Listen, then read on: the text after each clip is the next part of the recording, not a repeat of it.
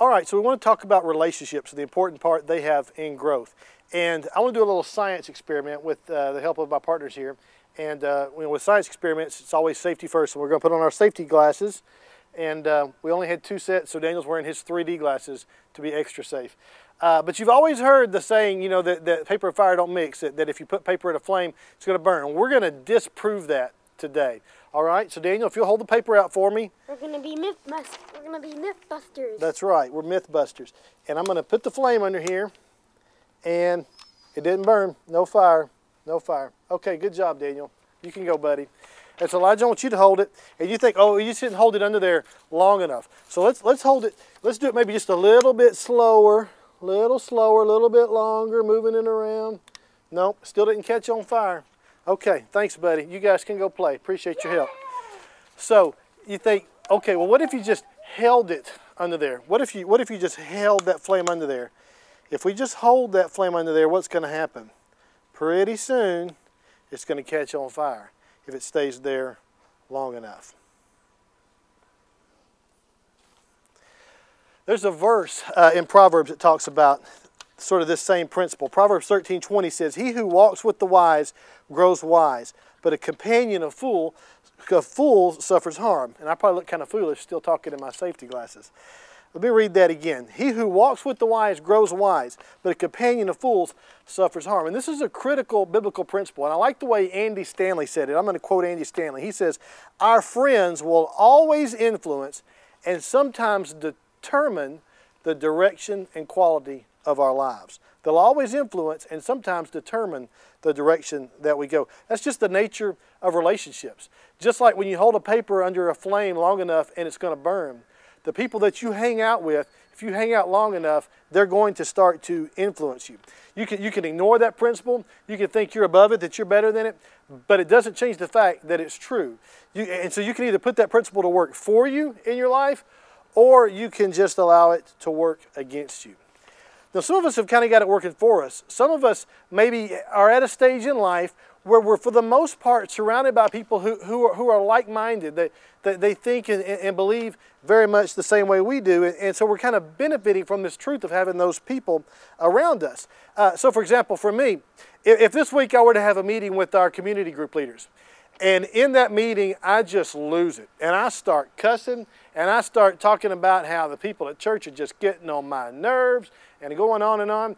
Well, those group leaders are not going to go, "Yeah, and I tell you what else, you know, they told me," and they're not going to do that. They're going to be like, "Have you lost your mind? What's going on?" Because for the most part, the friendships I have, there's some built-in accountability. They're encouraging me to be moving in the right direction and to be moving more and more closer to Christ. And in Proverbs, again, it says, "You walk with the wise and you'll grow wise." And you might think, well, I don't know if I know any wise people. I don't know any professors or any gurus or anything. But in Proverbs, a wise person is simply the person who knows that there is a God and they're not him. That's what wisdom is in Proverbs. And you get around a person like that, and that kind of wisdom, it's contagious. It rubs off on us and encourages us to keep moving in the right direction. Now, if you've got those kind of relationships around you, here's what our tendency is to do. Our tendency is to forget about the principle and think, you know, the reason I'm so consistent in my Christian walk and I'm so faithful is because I'm so great. And I'm just a strong, solid kind of guy. And we lose sight of this principle. But the reality is, no matter who you are, no matter how long you've believed it, and no matter how long you've been living it, we're all influenceable. I don't know if that's a word, but we're all able of being influenced.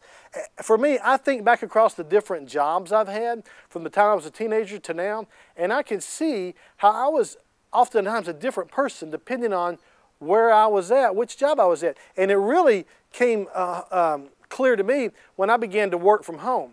And I realized that there was kind of a work tide and there was kind of a home tide. And those weren't the same person a lot of the times. And I was trying to act 2 different ways. And it really kind of crashed in for me. And here's the reason that's true. You and I are acceptance magnets. We all want to be accepted. And when you want to be accepted by somebody, you open yourself up to be influenced by that very same somebody.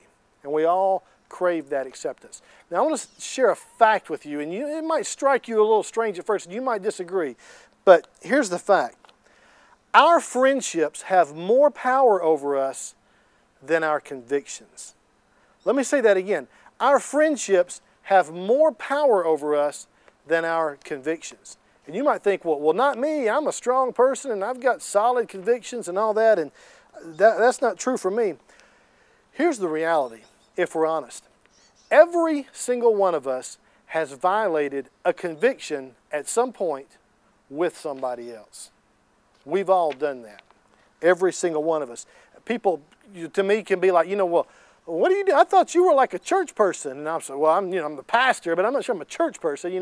We try to push all those convictions aside sometimes because we crave that acceptance and we want that. We've all turned our back at some point on our beliefs, whether it was for a season or for a night, based on who invited us, who we were with, who we were around. We've all done that. And it's interesting to me that when we do that, our beliefs didn't change. Our convictions didn't change. What changed was our behavior, because that's really the power of association.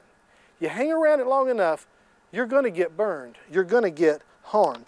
That's why I am convinced that the best thing we can do for our spiritual growth is to get connected with one of our community groups, to get around some like-minded people that are moving in the right direction that will encourage us to keep going that way too, because when you get around people who are trying to follow God, you're going to naturally be drawn in that direction.